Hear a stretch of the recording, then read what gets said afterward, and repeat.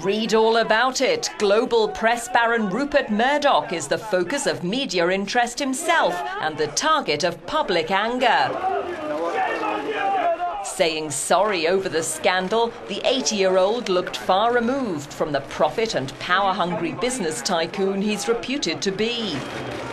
It was 1968 when Australian-born Murdoch took Britain by storm, buying the now-defunct News of the World and later the Sun newspaper. Other titles followed and Murdoch's influence grew.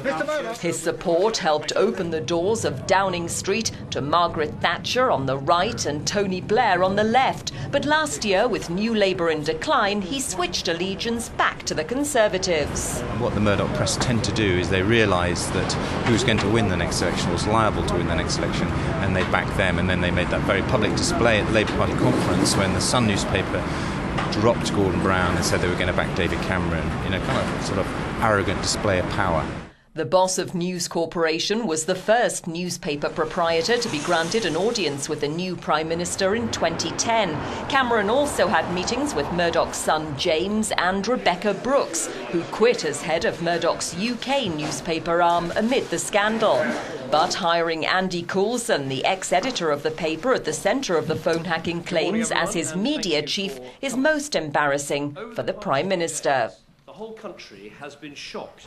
The biggest challenge for him is to explain why he, against the advice he was given by a very large number of people, chose to appoint the former editor of the News of the World as his Director of Communications. He appointed him not only as his Director of Communications to the Conservative Party, but he brought him into number 10 when they won the election.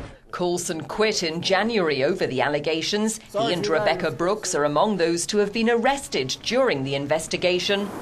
Both have denied any wrongdoing. Morning.